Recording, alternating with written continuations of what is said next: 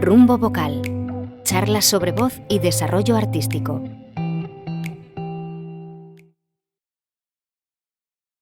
Muy buenas, soy Cristina Villamía, vocal coach y cantante, y hoy tenemos el placer enorme de contar con nada más y nada menos que con Roxana Coll Barragán, una logopeda con muchísimos años de experiencia en clínica, también es profesora de la universidad y muchísimas cosas más, investigadora nata de la voz, ha escrito artículos, libros, junto con más profesionales de la voz, así que vamos a aprovecharla durante estos 20 minutitos de charla para que nos cuente todo su saber.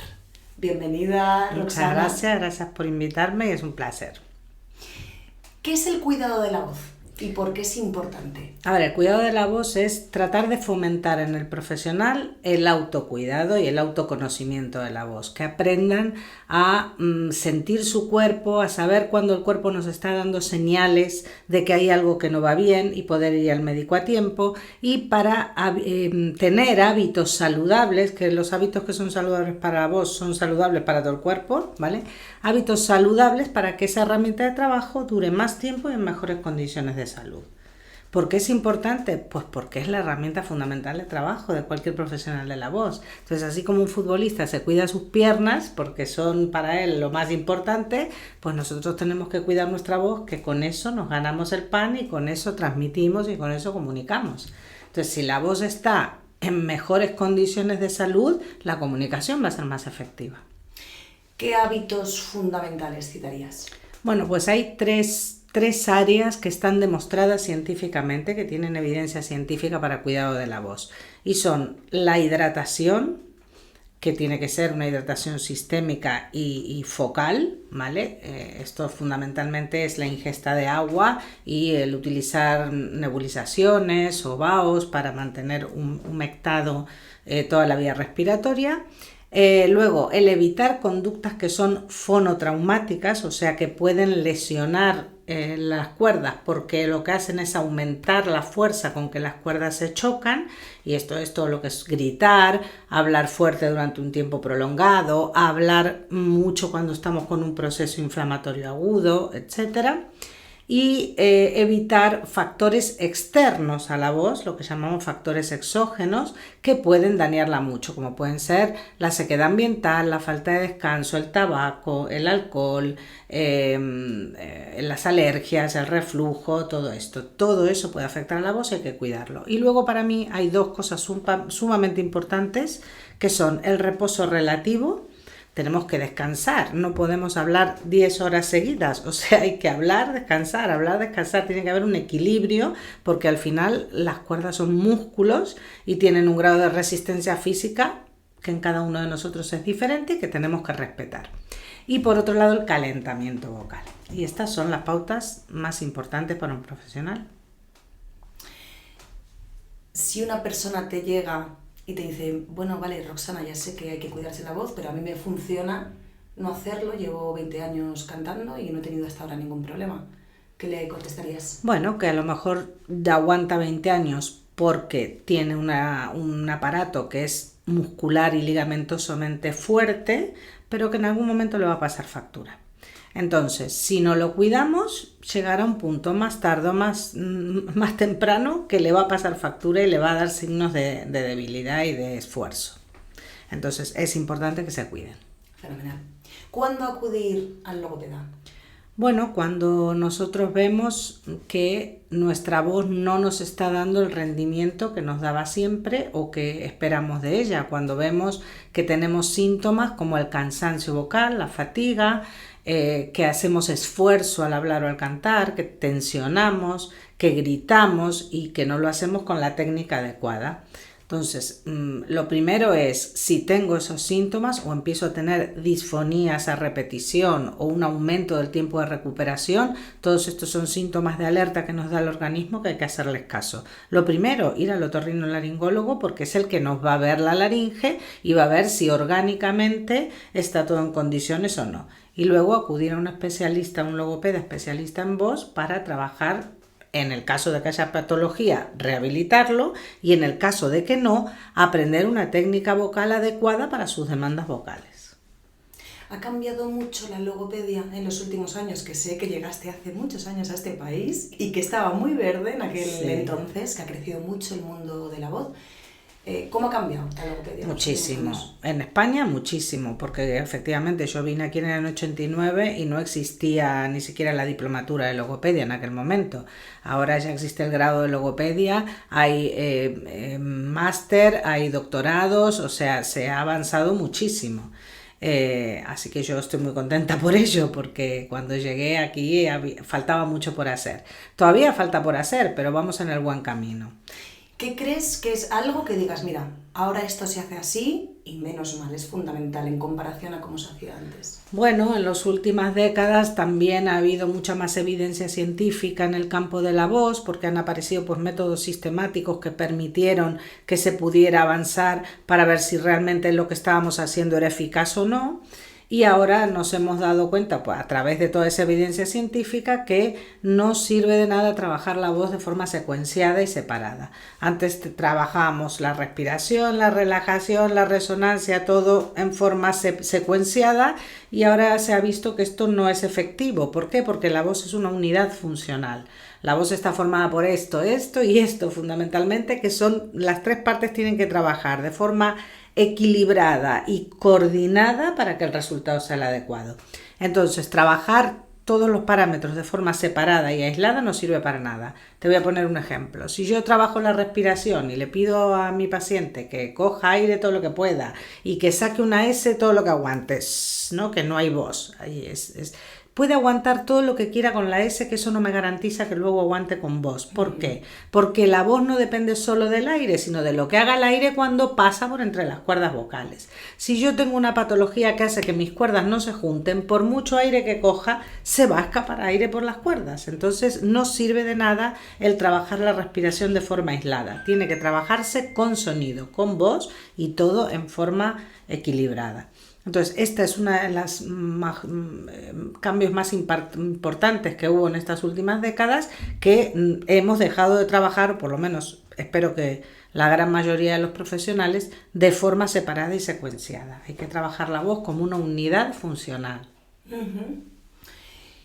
¿Qué dirías que determina que un tratamiento sea exitoso? A lo largo de tu carrera habrá habido personas pues, que han logrado rehabilitarse de unas patologías y otras que no. ¿Qué es lo que determina? Bueno, pues dos cosas fundamentalmente. Por un lado, el saber hacer del logopeda, que sepa seleccionar los recursos terapéuticos idóneos para ese paciente en concreto y para esa situación vocal, ese paciente con esa patología. Y por otro lado, la implicación del propio paciente.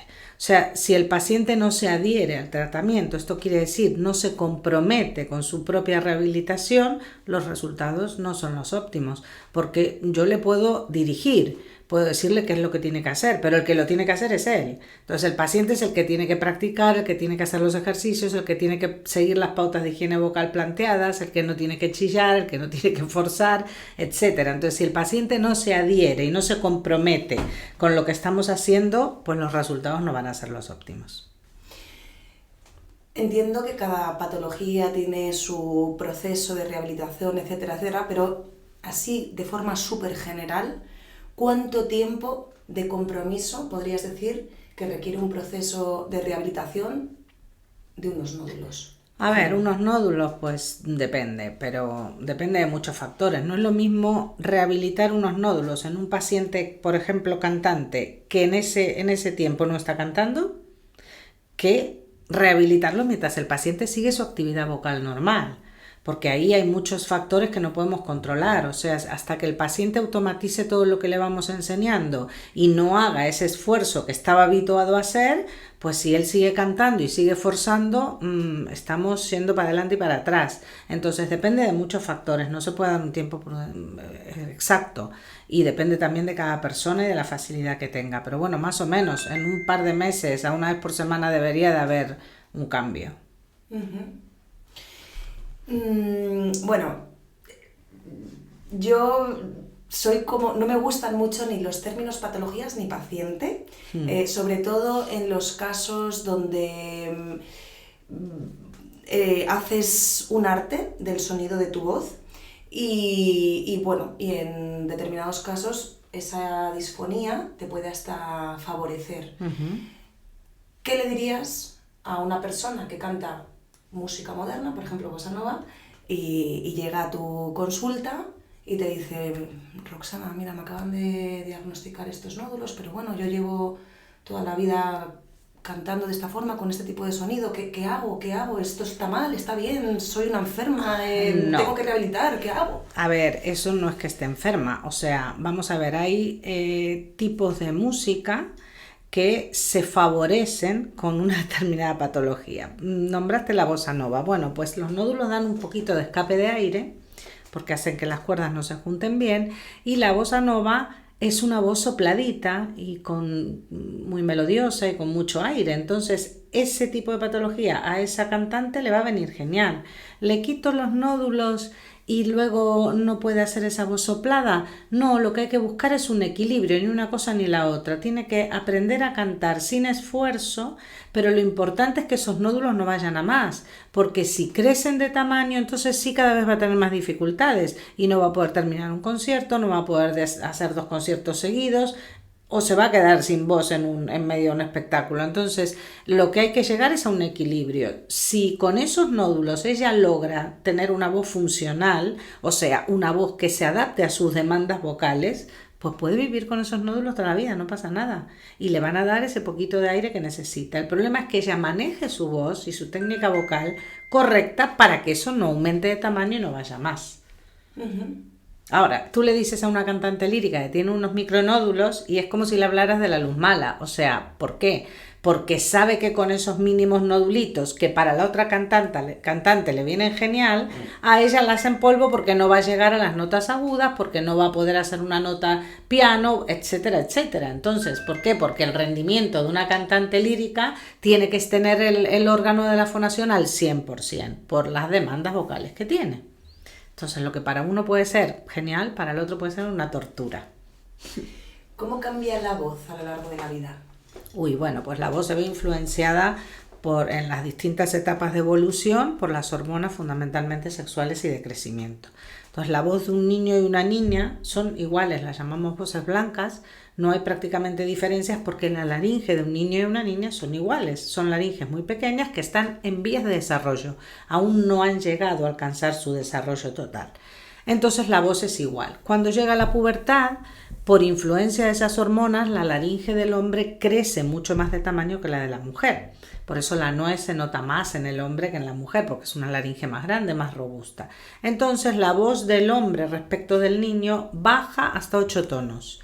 Mientras que la voz de la mujer respecto a la niña baja solo unos 4 o 5 tonos, o sea, el cambio de voz se nota más en el hombre por este crecimiento, ¿vale? Cuando llegamos a la menopausia, el descenso de hormonas sexuales femeninas en la mujer también puede producir alteraciones en la voz y puede hacer que la voz se agrave, que el registro se vaya más para abajo, que no llegue a las notas que antes sí llegaba, etcétera, ¿no?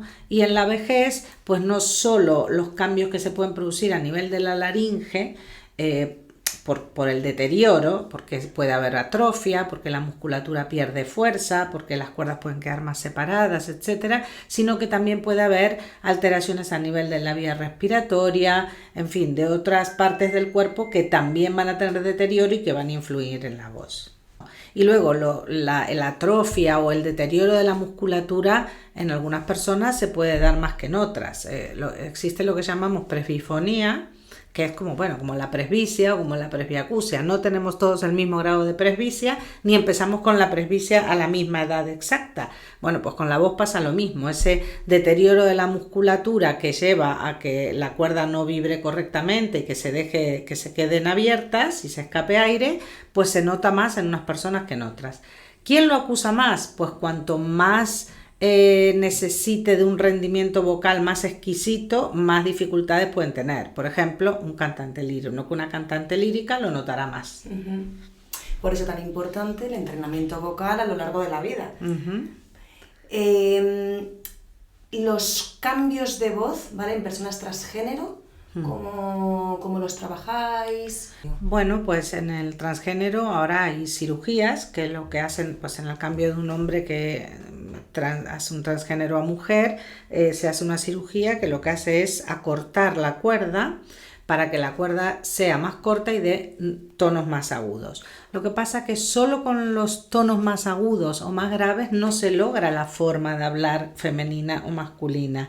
Lo que hay que trabajar es la parte suprasegmental, o sea, la prosodia, la melodía de la frase. No hablamos igual los hombres que las mujeres en su expresión, en su forma de encadenar las palabras, en la modulación, en los cambios de tono que utilizamos, etc. Entonces, lo que trabajamos desde el punto de vista logopédico es eso. No es solo agudizar la voz, sino femenizar o masculinizar la voz o agravarla en el caso del hombre, ¿no? O sea, trabajamos lo que es la melodía de la frase, el uso que hace de ese tono agudo o grave. ¿Qué diferencias hay entre el hombre y la mujer concretas a la hora de hablar? Bueno, por ejemplo, las mujeres encadenamos más las palabras, no somos tan cortantes en general. Entonces, si yo te digo, no sé, hoy es 8 de abril y estoy encadenando todas las palabras, el hombre es más cortante, hoy es 8 de abril, por ejemplo, ¿no? Hoy es 8, no, es más cortante. Luego, las mujeres modulamos más, hacemos más cambios de tono y más cambios de volumen en general. Luego, esto es personal, obviamente, porque la forma de hablar es el arte de cada uno al hablar, ¿no? Y eso no se puede enseñar. O sea, tú le puedes enseñar a una persona a pues hablar fuerte y no hacerse daño, hablar bajito bien, hablar rápido y que se le entienda, hablar en un tono o en otro, pero luego como cada uno mezcle todos esos ingredientes, esto es el arte de cada persona al hablar. Esto no se enseña. Para acabar,